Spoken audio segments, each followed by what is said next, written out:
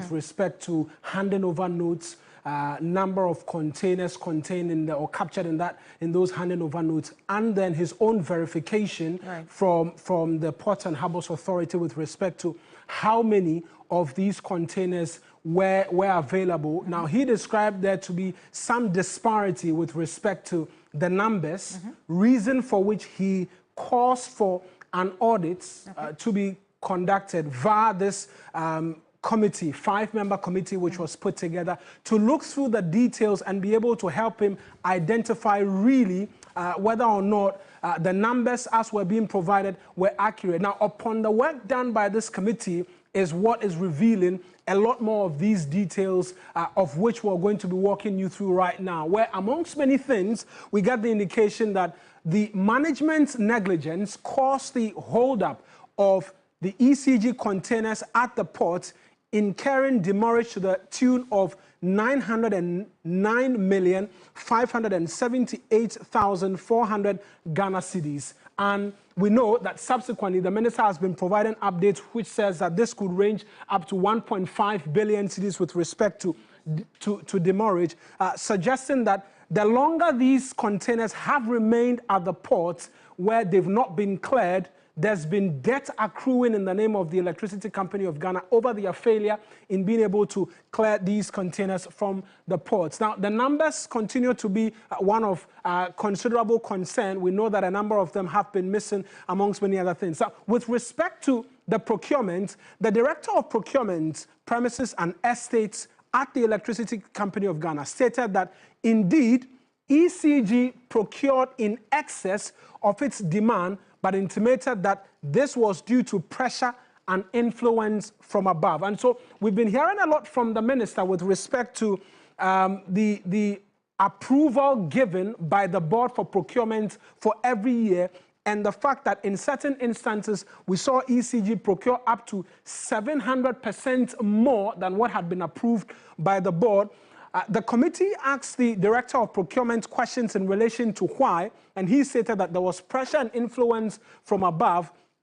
Now, with respect to the container hold-up situation, this was created to enable the award of clearing contracts to the tune of, listen to this amount, 159,650,000 cedis. So, outside of the fact that they overprocured and these containers were at the port, ECG then handed out fresh contracts to individuals to be able to clear these containers for them. And if we go on, we'll realize that ECG, in fact, has the authority or is licensed to be able to clear its own containers from the port. But interestingly, they were handing out fresh contracts to individuals to clear these containers for them. And so the content of the ECG containers, as we're continuing to learn about, piled up at the port include meters, conductors, poles, transformers, and cables. We know that in the last few days, the cables have become most topical because there's been a bust at a number of companies, which has resulted in a number of arrests. But yesterday, when we went on that tour with the minister as well, we discovered that there were some 34 containers which were all filled with electric meters and then the remote controls as well, which were stationed at the Atlas Dry Port in Tema as well. And so these are some of the items which are contained in... Well, fresh findings, you can say, with respect to what was discovered in some of these containers at the Atlas Dry Port. And the information we gather is that some of these were brought there as well for safekeeping. Now, with respect to the clearing contracts, which I was speaking to, 127,650,000 cedis was given as fresh contracts awarded to a company which was not a registered customs house agent, even though ECG itself is a self-declarant, which was the concern we were raising, that fresh contracts were awarded to do tasks that ECG themselves were able to conduct, constituting further costs to the Ghanaian people. Now, ECG as well could not account for at least 1,346, more than half the containers, valued at $489,099,241 $2.62, over 489 million worth of containers, some of which have gone missing, of which hold goods of high value, such as transformers. They've gone missing, and that's what we've been seeing a lot of work being done by the National Security Council on over the last few days. Now, even though the reason given by ECG for not clearing the containers promptly was due to lack of funds, ECG managed to award a contract to and pre-finance one of the clearing agents, which is Mint Logistics Limited, with 30 million cedis to go and clear the containers on their behalf. So in one breath, ECG says they do not have funds to clear the containers. In another breath, ECG awards a contract to a third party to clear the containers on their behalf and then pre-finances the said clearing of the containers. So the big question which can be asked is, if the 30 million was available, why did ECG have to outsource that to another company to clear these containers for them? They could have just gone straight ahead and cleared those containers by themselves. Now, even though the reasons given by ECG for not clearing the containers, again, which we've provided details of, and we know as well that they provided that contract to Mint Logistics. Then there was another one which was provided to Dawadawa Limited, fraudulently clearing 47 containers out of the port without following due process of paying duties or taxes to the state. Now, out of the 47 containers, the company delivered only 46 to ECG, and so there's one missing from what Dawadawa Limited cleared. And this has been described as fraudulently cleared by the committee which carried out this investigation with respect to the work done by Dawadawa. Now, with respect to Dawadawa Limited, again, they are currently demanding an amount of 5,290,000 cedis from ECG for the services rendered. Even with a missing one? With a missing one, they are demanding monies from ECG for the work done in clearing these containers from the port. It's unclear whether or not ECG pre-financed this particular contract, which was given to Dawadawa Limited, but the committee raised concerns with the fact that it was done fraudulently in so that taxes were not paid to the state, and even the containers which were brought to ECG, there was one which was not a part of it out of the 47 that they cleared. Now, they go on to explain, the committee go on to explain why they believe this was fraudulent. They say that this fraudulent clearance of the 47 containers implies that Dawadawa Limited evaded duties to the tune of 4,799,763 pesos, 4.7 million in essence, in duties and taxes which were supposed to be paid to the state, which didn't go to the state, and yet they are continuing to demand that payments be made for them. And so these are just brief details with respect to the report which was carried out by this 5-member committee put together by the Energy Ministry, raising a lot more concerns with respect to what has been done by ECG, and also providing a bit more details with respect to the missing containers, what other items are in these containers, and also the process of clearing and the challenges with respect of clearing by ECG, resulting as well in further contracts being handed out to individuals, when in most of the cases, ECG could have gone ahead with the sums of money they provided as pre-financing to these companies, gone ahead to clear these containers by themselves, and then the cost which the minister is mentioning in the range of 1.5 billion cedis perhaps will not be the cost which was seen at this particular point, Judith. Right, thank you so much, Marina. He's been giving us details on the investigative report on the container holdup by the ECG. Of course, you had so many details there on that, and the whooping sums that have been spent as a result. We're going to stay on the same subject because the Energy Minister, John Jinapor, has been commenting. He says a full-scale forensic audit will be conducted to ensure all those found culpable are dealt with. That this should just be a starting point. Now we have to get into the details. And also they took the opportunity to look at the procurement structure of ECG. That is where they realized that, for instance, in 2022, and that answers your question, the system began to decay particularly from 2022. Because if you look at 2022, and you look at the value of procurement, then you realize that they began to deviate. Then by 2023, their planned procurement, and normally planned means that that's what the board has approved, was 935 million Ghana cedi, almost $1 billion. But by the end of the year, 2023, they had procured 8.3 billion, more than had been approved. And the 1 billion was approved because of their revenue streams. So when you shoot the procurement by 7.3 billion, the containers will come and they'll get stuck at the port because you don't have the money to clear them. But that did not stop there. One would have thought that, having experienced that, in the next year, the board would have insisted that they stick to their procurement plan and also put together a plan to clear those containers. And if you look at page 13 of the report, 2024, their approved budget was 1.397 billion. By the end of the year, their procurement was 8.2 billion. So if you put 2023 and 2024 together, just these 2 years, they procured more than 14 billion what their budget could accommodate.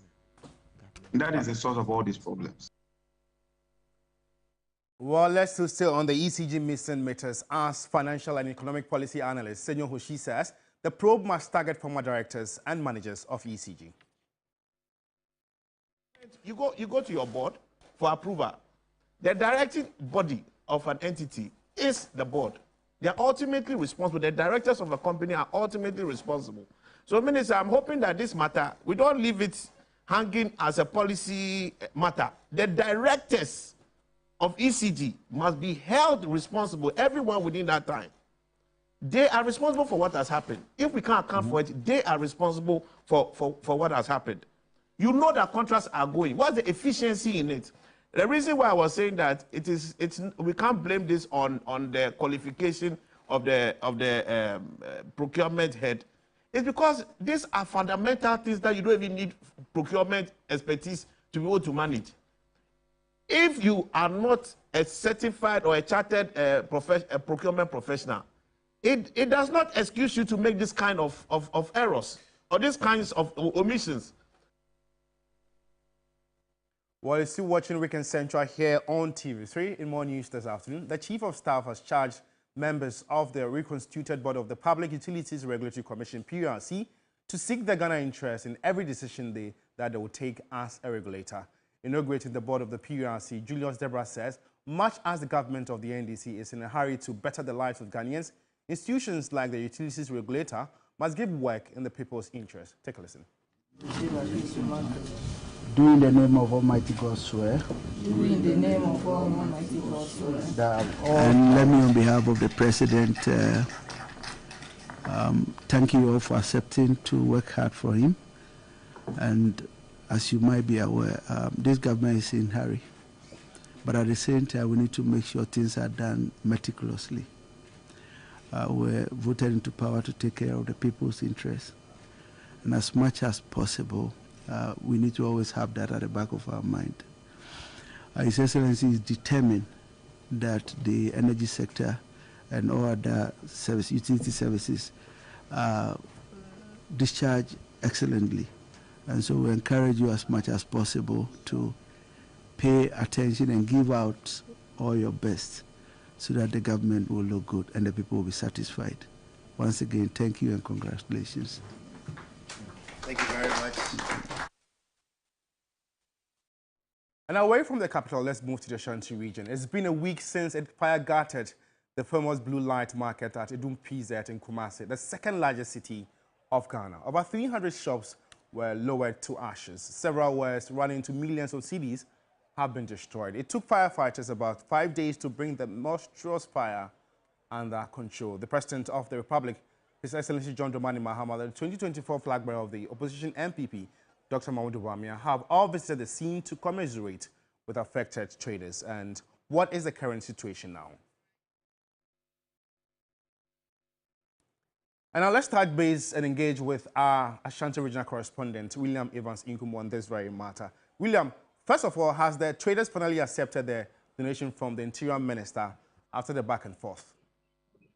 Well, unfortunately, they are still sitting at the Regional Coordinating Council, even though an apology has been tendered in by the leadership of the traders after that terrible confrontation with the Interior Minister after donating 1,500 bags of rice, 800 boxes of cooking oil, and of course, some boxes of soaps. Of course, they have been saying that that is not what they want. They want building material because they want to rebuild. So as I speak to you now, they are still sitting at the Ashanti Regional Coordinating Council. And we know the affected traders have been agitating for a rebuild, of course, by themselves. Have they started? Well, they haven't, but they continue to receive some level of support from political parties, especially that of the NPP.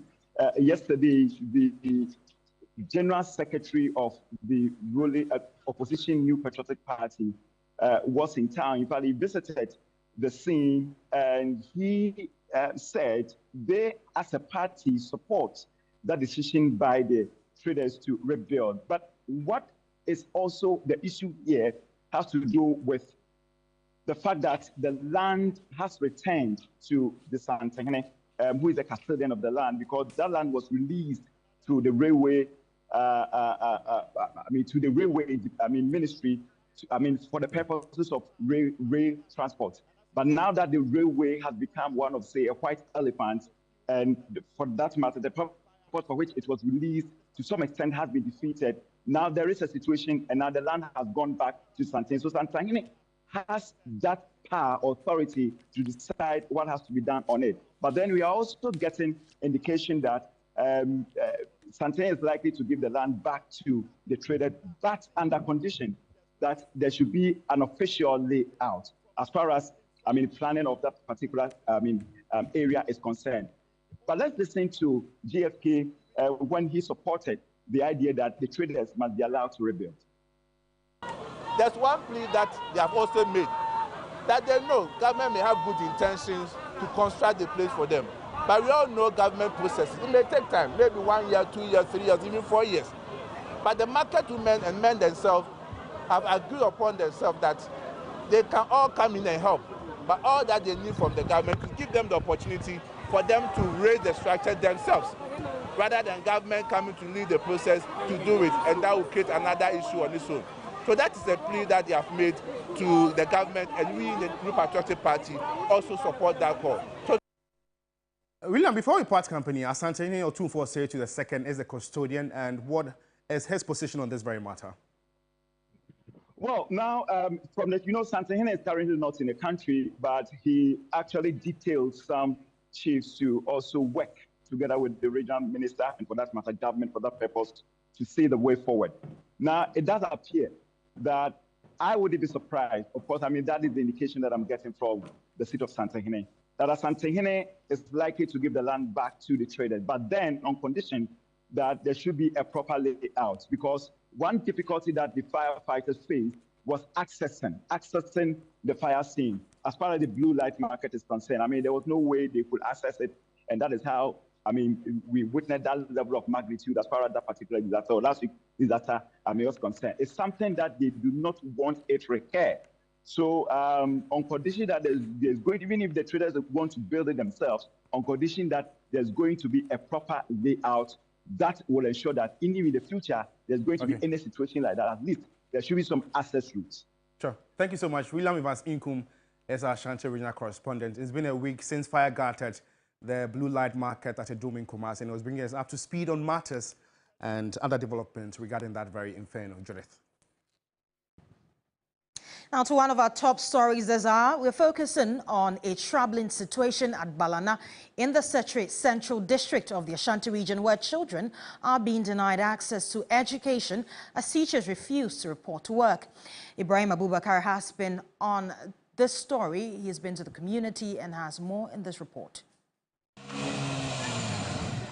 For months, school-going children in the rural farming community of Balana have been deprived of education as teachers continue to boycott classes, citing the lack of access to clean drinking water as their primary grievance. With no clean water sources, residents rely on unsafe alternatives, increasing the risk of waterborne diseases.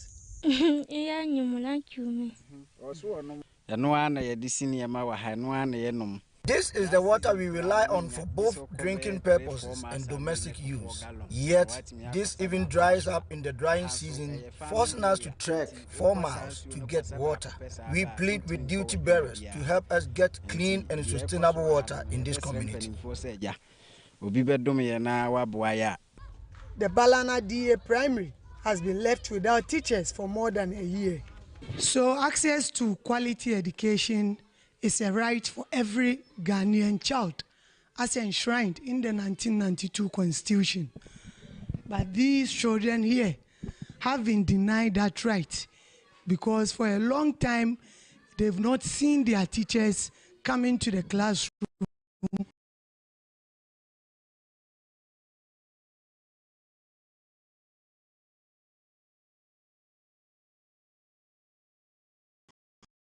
to teach them. And it is quite evident here that this is class 4 of the Bana DA Primary. And as you can see, a teacher was in this class to render his teaching services was on 20th January 2024. Whilst their colleagues are in other schools learning, these kids every morning will have to come and sit here hoping that a teacher will show up for them to continue with the academic activities. Recently posted head teacher of the school admits that it's difficult to convince teachers to stay in the community. Teachers hardly stay during the dry season because water has been their main problem. We have individual differences. If you force somebody to live the way like I live in, because already I had a training on that. Are we saying that until we get water in the community, teachers will not show up? That is a great question. Teachers can only show up if the community change their attitude. In a way, how do they change their attitude? The way a man they get water to drink, they should give the same assistance to the teachers so that they can also stay here till we all wait for the better time. The situation has left hundreds of students in limbo, with many making the daily trek to school only to return home disappointed after finding no teacher present. We show up every morning, but the teachers don't come. Our teachers should be brought back to the classroom to teach us. With no teachers, some of us have no option than to be at the farm to help our parents. I wish to achieve higher education and become a nurse. This has paralyzed learning in the community, leaving parents frustrated and children without access to formal education. It's quite worrying to us that the children are being denied education. For now, what we need is the teachers have to come. So when they come, any support that we have to support them, we will do it. The hope of these young ones keeps dashing every second. The prolonged education shutdown threatens their future, though education in Ghana is not a privilege, but a right. Assembly member for the area accused duty bearers of neglecting the community. Banana suku egu, banana ya kwanye, ensu ebenum kra edin, entina ama banana kuno atapeno. When contacted, the Central District Education Directorate acknowledged the crisis, but said discussions were ongoing to resolve the issue. If we're able to solve the water problem, I believe that it will bring back to life the operation of the school. The other time we went there, the committee recommended that as a matter of agency, there are some youth there who have come out to volunteer to support. At least we will have that engagement with them so that effective teaching and learning will go on before further action is being taken. Denying these children education violates their fundamental rights. The Sustainable Development Goal 4 also targets access to quality education for all by 2030. But will Ghana be able to achieve this target, especially when school-going children in communities like Banana continue to suffer from this situation? For now, the fate of these children remain in limbo, and until when their teachers report to the classroom, they will continue to remain at home. Ibrahim Abubakar, TV3 News, Balana, Setre Central District, Ashanti Region. Well, let's know what you make of this very defect in the educational sector and stories that I've aired so far. We are live on Facebook, TV3 Ghana. Engage us now with your comments and opinions. That takes us to our first break. We'll be back shortly with more news. Stay with us.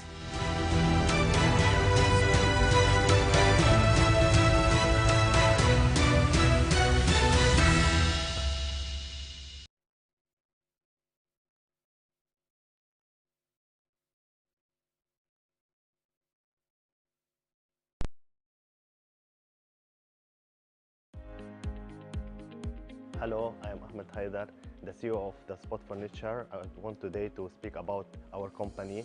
We have all the products for the house and for the office. You have the living room, dining rooms, bedrooms, office furniture, starting from tables to chairs, center tables, wooden center tables. We have carpets for your office, for your living room, for your bedroom, all very nice designs.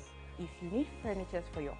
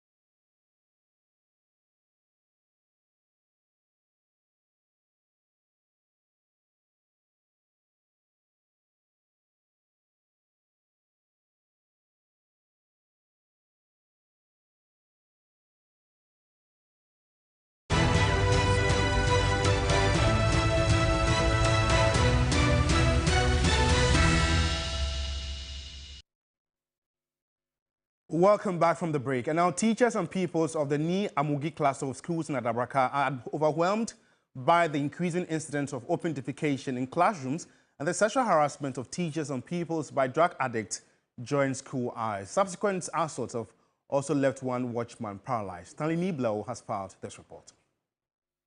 The Ni Amugi cluster of schools comprises 4 former basic learning institutions: Ni Amugi Basic, Calvary 1 and 2, and Grey Memorial School. Over the years, these schools have seen increased enrollment, with teachers working tirelessly to improve teaching and learning outcomes. However, both teachers and pupils now feel unsafe due to persistent attacks by junkies and miscreants from the community. When school is not in session, these drug addicts invade the premises, smoking and openly defecating in classrooms and corridors. Pupils are then forced to clean up the mess before classes begin. The schools installed 2 metallic gates to prevent intrusions, but these were torn down by the junkies. In their violent rampages, they have also attacked security personnel, leaving one watchman paralyzed and another with severe skull and knee injuries. Meanwhile, some community members have erected unauthorized metallic container on the school's premises to store sports equipment, worsening the already dire situation. Korle Klote MP Dr. Zaneto Ajiman-Rawlings recently raised the issue in Parliament. In my constituency, we have a cluster of schools, the Ni Amugi cluster of schools, where people who are addicted to drugs have actually invaded the premises, where they harass children, they harass the teachers, and recently, in the last 3 weeks, one of the security personnel in the school was attacked by a gang of drug addicts and is now in 37 Military Hospital in a coma. But teachers say response from authorities lasted only 3 days.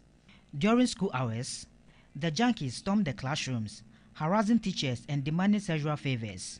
On the 5th of February, a female teacher, if not by the grace that some of the male colleague teachers were around, should have been raped. Female pupils are also victims of sexual harassment and physical assault by the addicts. Even the girls on the compound from these 4 clusters of schools, their lives are in danger. If you've seen where they have their urinal, it is in an obscure place close to the walls. So at times these junkies climb on the walls and observe while they are doing their thing. And based on this, they try to attack them. Even one of the girl child was harassed and her breast was fondled with. This is an unacceptable situation. On Monday, teachers and pupils of the cluster, led by the Accra West Metro District of the Ghana National Association of Teachers, NAT, protested the escalating attacks, wearing red armbands to express their outrage and calling on the Ghana Education Service to intervene. District Secretary Bernard Asinyo has issued a 30-day ultimatum for authorities to act. We are saying that the employer take immediate steps to provide daily security in the school by detailing joint police and military team to ward off the junkies and intruders who on daily basis has made turn down the school premises their second homes. If these steps are not taken from today, in a month's time, which will be around 24th of April, we cannot sit down as unions for our members' life to be in danger. We will advise ourselves. And when we say we will advise ourselves, it comes in various forms. Anything possible under the planet Earth that we could do to ensure that the lives of our members are safe, we will take those steps.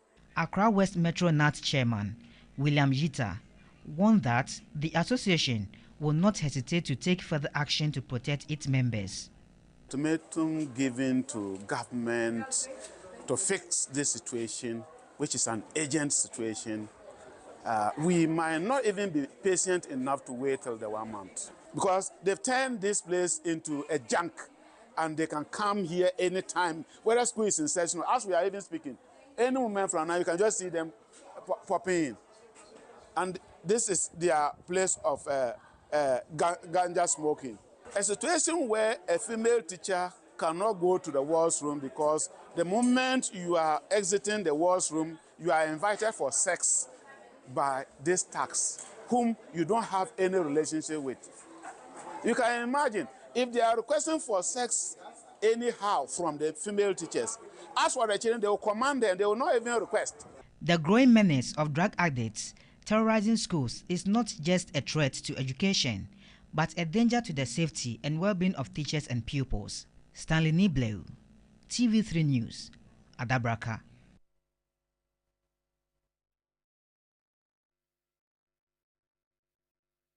Of the central region has become susceptible to flooding as a result of years of wanton degradation of the environment through illegal and irresponsible mining activities. Well, according to the National Disaster Management Organization, the area has been experiencing floods lately and predicts a more volatile situation. Well, I'll bring you that very story later. We apologize for the poor sound in quality. And moving away from that, the Upper Dinchira East Municipality of the Central Region has become susceptible to flooding as a result of years of wanton degradation of the environment through illegal and irresponsible mining activities. According to the National Disaster Management Organization, NADMO, the area has been experiencing floods lately and predicts a more volatile situation. The River has completely been desecrated. Portions of it have been blocked, and the natural course of the river also diverted. A major tributary to the Ofin River, Apunapun, has also been completely destroyed by illegal miners. This used to be a very clean river called Apunapun. It's a major tributary to the Ofin River, but now we cannot even trace the river. It has been completely destroyed by the illegal miners. Mining in other places, such as in the heart of communities and roadsides, especially along the Dunkonofe-Nkotumsu Road, are worsening the situation. The frustrations and testimonies of residents paint a vivid picture of the impending disaster. The road is very poor from here to Nkotumsu. You just saw me falling down. It wasn't like this in the morning. The Galamsey just caused it. There was nothing here in the morning when we passed.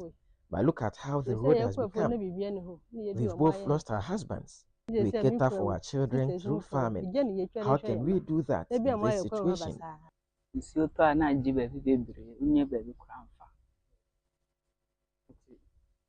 The road gets flooded anytime it rains. Many people fall. I struggle to go to school anytime it rains. The pits dug around the stretch causes the road to flood. The Galamsey people must be stopped.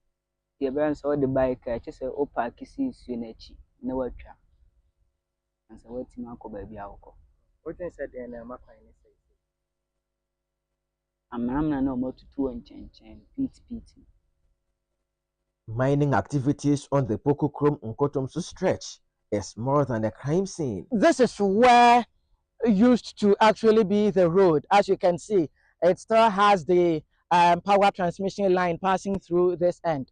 But following illegal mining and irresponsible mining activities, which brought the road into a complete mess, it has been diverted. Community leaders are extremely worried about the development. We want the government to ban the illegal mining. If it continues, we will really be in a greater danger. Recent rains have revealed the possible flooding of the road during the rainy season. When that happens, communities such as Pokokrom, Kisikrom, Powerline, Infantiman, and several others will be completely cut off from the other part of the municipality. NADMO Director for the Upper Dinchira East Municipality, Yakubu Al-Hassan, predicts that the entire municipality is on the verge of experiencing a severe flooding situation. There's nothing to hide about this thing. What is going on is very, very disastrous. Because if the rain sets in, then after the child will be looking for maybe canoes or ship or anything to transport people being cut away from Dunkwao. Because there's a town known as Infantimine to Dunkwao compound. There's nothing that you can Obokrum and beyond. But if you go there and say, you will not see these registered miners there. Almost all of them there, they are illegal miners, and they don't cover the pits. Though local authorities are making frantic efforts that can only mitigate the impact of the horrendous mining activities, ineffective coordination owing to the absence of an MCA to chair the Municipal Security Council is a setback. From the onset, when we took over as a chairman, I tried my possible best. Some of them will be your people, but at least for the sanity of the work, we have to bring them down. But it's not easy. You can see after you stop one side, before you realize the other side also starts. And I've even reported to one or two officials at the top level that they should come and help, because since the MC is now around, a lot of people take advantage on the security side, intimidating them. We'll let you transfer, you will give you this, will give you that. So it has been tough to me as a chairman. Thousands, if not 10,000s of residents will be exposed to danger and suffer the penalty for the act of a few irresponsible illegal miners. It appears to be already late, but may not be too late for authorities to institute restraining orders against these atrocious forms of mining. For TV3 News, I am Akwesi Ado, Dunkaonofe, Central Region.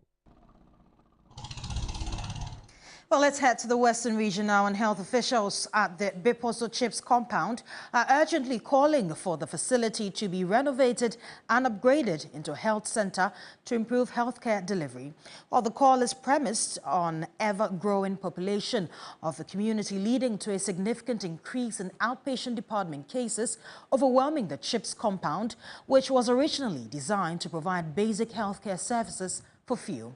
Beposo, known for its brisk economic activities, contributes to the influx of patients and traders from neighboring districts and utilize the facility when they fall sick. Well, on the line is our Western Regional correspondent, Stephen Kujo. He has more details on this. Stephen, what is the state of the Chips compound, and how exactly does the influx of patients impact the quality of healthcare provided? The CHIP compound, which was built in 2016, primarily intended for antenatal care and first aid treatment for small number of patients, now has to cope with ever-increasing number of patients. Beposo is the gateway to Western region. Its electoral area is made up of 7 communities with a sizable population. In addition, Beposo is also known for its brisk economic activity. So every Friday, traders from Commander Idina Eguafo, Wasa East and Estime troop to Beposo to transact business. With these residents and traders, whenever they need healthcare, they turn their attention to the Beposo Chip compound. The facility currently is in a dire need as it is not equipped to handle the ever-increasing number of cases. Health officials at the facility bemoan the struggle for even a space, that even a place to keep their record further has been a challenge for them. The facility does not have a ward. It is a one-room designated or which is being used as a ward, and it is being used by both a male and female patient. The road that even lead to the facility is very poor, and it gets worse whenever it rains. It is worthy to note that the state of Beposo Chip compound reveals a general healthcare delivery challenge in the Shama municipality. The municipality can only boast of one health center, which is also being confronted with myriad of challenges.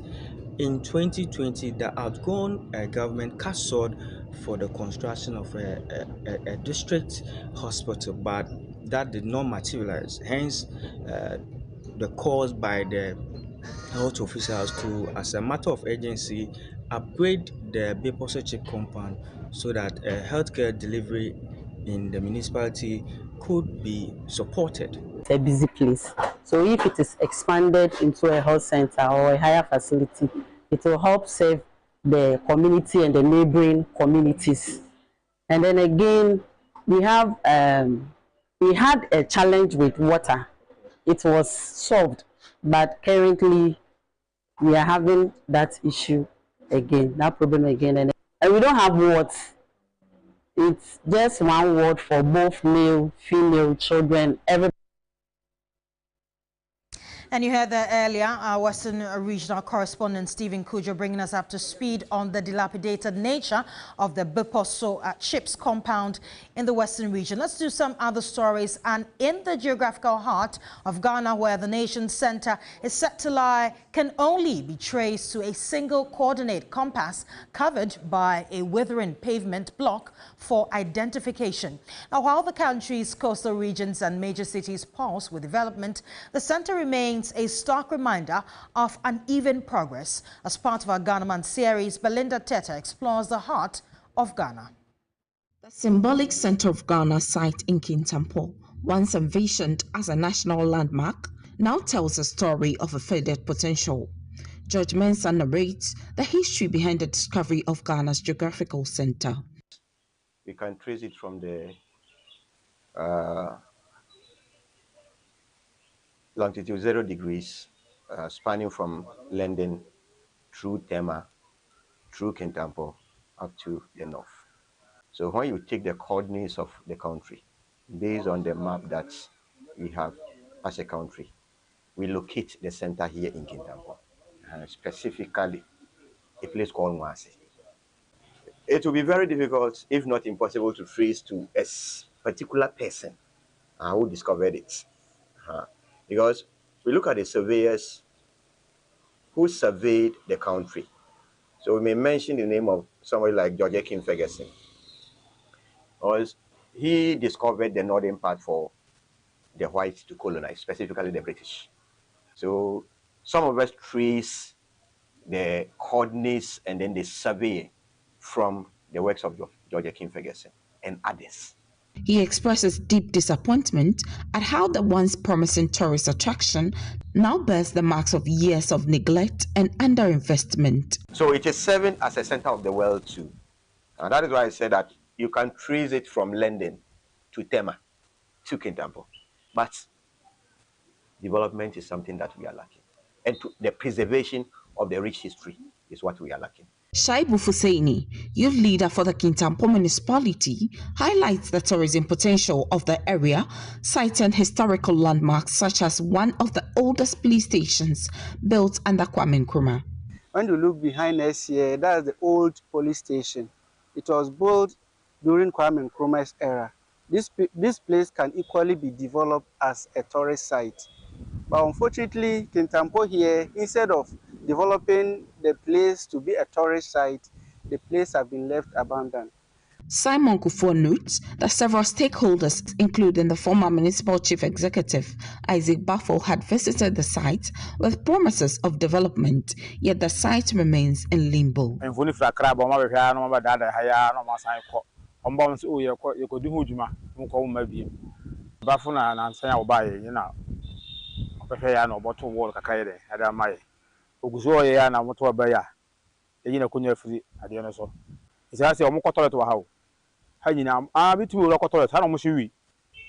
Deputy Chief Executive Officer of the Ghana Tourism Authority, Abeku Agri Santana, acknowledges the site's tourism potential but stresses the need for collaboration with traditional authorities to drive its development. But when the traditional authority come for collaboration, we partner them because we have the capacity of training site guides and guards, the capacity of marketing, branding, positioning, the capacity of selling it, the capacity of attracting investors to come and develop investment opportunities around the site attraction we need. So any site attraction, with no exception, whether the center of the world in Kintampo. Right behind me is the center of Ghana. Now the question remains, will the heart of Ghana continue to beat faintly, or will it receive the attention it needs? The answer to this question will determine the fate of the region. Belinda Tete, TV3 News, the center of Ghana, Bono East region. And now, for many people in northern Ghana, particularly rural women, their meals are not complete without the locust bean, known locally as Dawadawa. In our Ghana Month series today, my colleague Christopher Mwakon throws a spotlight on Dawadawa. Dawadawa is the Hausa name for the fermented seeds of the African locust bean tree. In most parts of West Africa, Dawadawa is part of the regular diet of the people. Most often, it is used as a substitute for meat, and in some instances, without it, no amount of meat used for food is seen as enough. Aside from its nutritional value, Dawadawa also serves as a great source of income for rural women, as most of them depend largely on sales made from the produce for the upkeep of their families. Dawadawa may be a general name, but the Gonjes call it Echon. In Dagmani, it is known as Palagu. The Kusasis call it Pal, and in my own language, it is called Suno. Whichever way you call it, it still means the same thing. But how is Dawadawa prepared? The beans are boiled, pounded, dried, and molded into sizes. This is the most important aspect of the preparation of Dawadawa, because here the Dawadawa is pounded together with ash so that it will soften it. After this process, they will keep it for some 3 days before it is finally prepared for the market. Dawadawa can also be processed into powdered form and taken as tea. Most households in northern Ghana, restaurants, and other food joints use Dawadawa for their local delicacies. Matilda Zainabu Pipio is the owner of By Faith Catering Services in Tamale and has been using Dawadawa to prepare her local dishes. Dawadawa is one of our main ingredients and high in protein that most of our local meals we can't do without adding Dawadawa to it. With the Dawadawa, if you are cooking and you want to get your food well balanced, I will encourage you to put the Dawadawa in your food. It's very good. It tastes nice. You don't need any artificial ingredients to add your food to get a good taste for your visitor or for your customers. For her customers, the use of Dawadawa for her delicacies such as ayoyo soup, bra soup, okra stew is the reason they patronize her. She uses the Dawadawa, and so if you are eating any of them, bitter, you are eating bitter in my language. You are going to eat ayoyo, that's with TZ or with bangkong. You are going to eat okra. A lot of it is there, and then once some of us grew with it and we like it from childhood, it's always preferred. In terms of health and nutritional benefits, Dawadawa is rich in nutrients such as protein, iron, carbohydrates, phosphorus, calcium, and fats.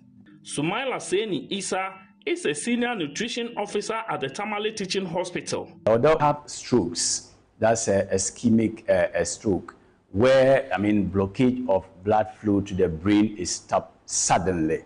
Dawadawa helps in the cleaning of the blood. So some of these processes are not experienced if you are the type who regularly consume Dawadawa. So I encourage everybody to try and use Dawadawa so as to give us long life and good health. Knowing the nutritional value of it, Dawadawa is not missing in my either soup or stew.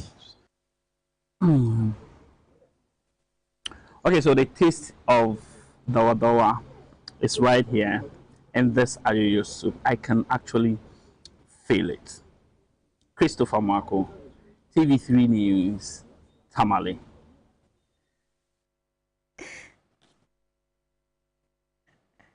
Miss Judith Brown, I think no cap, Dawadawa and jollof is the best combination ever. Oh, wow. I tried it in 2020. My neighbor cooked it for me. It was so amazing. Wow, I think I should try that. I think you should. Mr. Brown enjoyed it. You should. I wanted to join Christopher there when he was eating. He looked like he was really enjoying his meal, It's so right? nice. It's so nice. Well, yeah, that's how we wrap up the new Weekend Central right here on TV3. My name is Judith Brown. And my name is Josh Quinn. For more news updates, just log on to our website, it's 3news.com. Also follow us on Facebook and Instagram, tv3news.gh. My name is Josh Quinn. And I am Judith Brown. Bye-bye. Have a good afternoon.